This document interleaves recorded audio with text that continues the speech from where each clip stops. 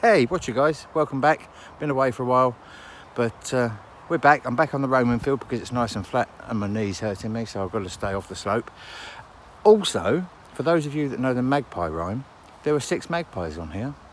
1 for sorrow, 2 for joy, etc, etc, etc. 6 means gold. Can you imagine? It'd be a while, wouldn't it? Anyway, don't trust that magpie rhyme too much. For those of you that are interested, have a look at what number 13 means. There's more to magpies than meet the eye. That's all I'm saying. I'll see you on the first one. Have a good one. End of the row. I've done 2 little holes for scrap. Third hole, I crap you not, we have something hammered. I don't know what. I'm going to give it a quick field clean, and if it's worth showing you, if there's anything on it, I'll show you. The third hole, immense. Woohoo! Okay, after clean up, there's quite a lot of writing on that side, so it should be traceable. I think it's a little rose farthing, looking at it. But that's nice, isn't it? First coin of the day, and it's 500 years old. I'm happy with that. 400 years old, let's be honest. Lovely. Nice little button. That should be identifiable when I clean it up. It's all right, isn't it? There's a lot of cloud coming in now. I was hoping to stay dry today, but I may have been hoping for too much. See you on the next one. I'm still not even a third of the way up this row. Something else interesting. It's thin. Maybe able to get something off of that.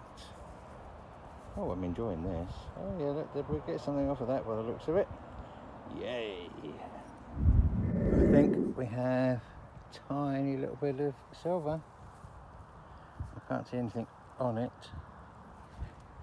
And now I've dropped it. Fantastic. Yeah, there's no detail. Cool. Hammered number 3 now? Oh yes.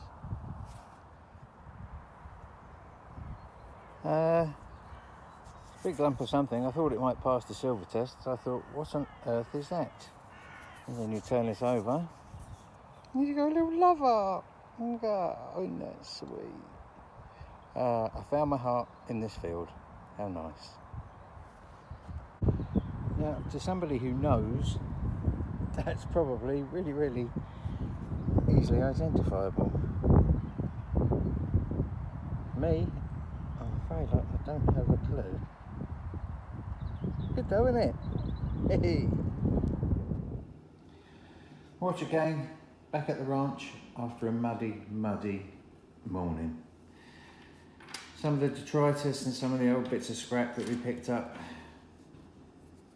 No, that's probably a mend of some kind, looking at it flat on one side, rounded on the other. That's probably a pot mend. The old pewter button. Mystery bit, I think it's too fragile to be a bit of tack, horse's tack. I thought it was, like from the cheek, but I don't think so. I mean, there's people out there that will know what it is. If you know what it is, let me know, because I don't know what it is. I haven't cleaned it, I haven't spent any time on it, as you can see. What I did clean and spend a bit of time on, which was in the bottom of the thing, which I didn't film. Look at that. I thought it was a bit of horseshoe when it first came out, and just chucked it in the bottom of my bag and didn't think anything of it. I cleaned it up, and it's a Somerset Regiment Second World War shoulder stripe. That's where it sits, just sits on your shoulder there. That's all right, it's from Somerset, which officially make the best scrumpy in the world. There's our love heart, not silver, no marks that I can see on it. I should imagine that kind of ribbon extended this way a little bit, I would have thought. Not silver, never mind. There's our silver love token. Now that is silver, you can tell it's silver. It did pass the test, but it's so fragile, it's so thin. It broke in two during the test, so I don't know what it once was, but we can see, if I focus in, Yeah, there's not much left on there. There's the nice interesting badge, that's the Dragoons. Let's see if I can get that in focus for you, put it in the light. The Royal Dragoon Guards. That's nice, isn't it? A little bit of gilding left on the back there. You see that? So that was nice and shiny once upon a time. Royal Dragoon Guards. That's a nice, just make out, it's a Charles I rose farthing, quite a crusty one. I'll put a photograph of a decent one of the same type at the end of the video so you can see. So that's between 1636 and 1642. So there you go, that's all right, isn't it? I don't know what it is about that field. I must have about 30 of these off of that field, so I don't know if a rose farthing was a day's wage at some point, because I've got so many of them off the same group of fields, off my orchard permission, that there must be something going on there. I mean, would you work all day for that? I guess back in the day you had to. So all that leaves us now is a little bit of a chat about this, which turns out to be French. So let's have a quick chat about this. Parlez-vous français? No? Then we'll do it in English. This coin is from 1789, minted in Toulouse in France. I thought to myself, well, 1789, how's that got to a little orchard in Kent? But I've worked out that with a good horse, it was 5 hours to get from here to central London, and probably about 4 hours to get to Calais, including if you had the wind behind you when you were sailing across. So yeah, I mean, it was quicker to get to France than it was to London, pretty much. So hey, that's why it was here. 1789, France, it was the year of the revolution started. Around that time, there was a three-tier system in France. It was, at the top was the clergy, the priests and the vicars, then it was the royalty, and then it was everyone else.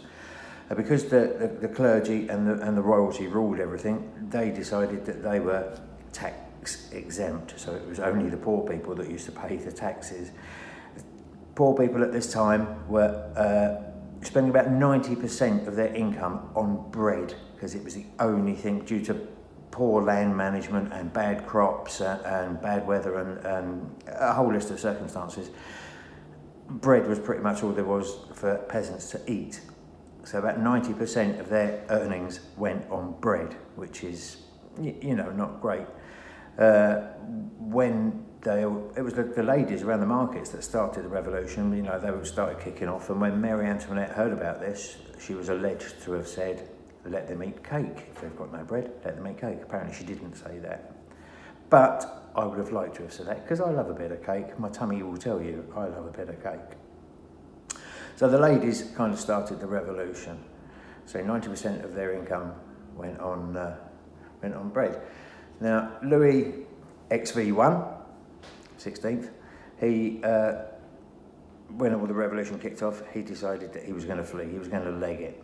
So he persuaded his servants, his loyal servants, the ones that were left, the ones that hadn't done a runner, he persuaded them to dress as him and he as them, and tried to leg it. And of course, people outside Paris didn't know what the king looked like anyway, so they, you know, they got away with it. He got all the way to the border. And apparently, the people at the border recognised him, Louis, XV1, because they'd seen his face on the gold coins.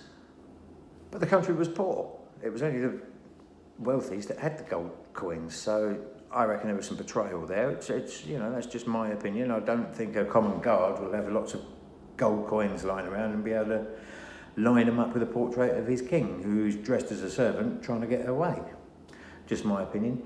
You never know. Anyway, he was caught, sent back to Paris, and in January in 1793, guillotined. Marie Antoinette was near enough a year later, so she had a year just waiting to be chopped, and her last words apparently were, "I'm sorry."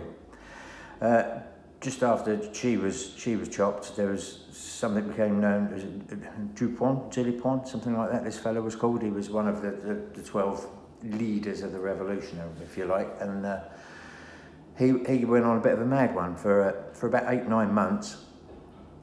Anyone that he deemed or could possibly convict of being anti-revolution, he lopped 40,000. Apparently, he chopped off heads. He chopped off in about 10 months until they got bored with him and they chopped his head off as well. So there you go. Interestingly, from about that time, before the king was chopped off, when it was all going ahead and there was a revolution was happening and there was, screaming people at the gates, when they had their little parliament, those that were for the king and for keeping the status quo, how things were, sat on his right, and those that were for the people and for the workers and everything, and anti-royalists sat on the left. Hence the fact, left wing and right wing. That's where it comes from. That's where it originated. So French Revolution. Nightmare for some. All right for some. Never know, do you? You never know. Anyway, that was from 1789. That's where it all started. Cheers for watching. I'll see you all on the next one. Give us a thumbs up if you liked it. If you're not, just don't. Allez le bleu. See you soon.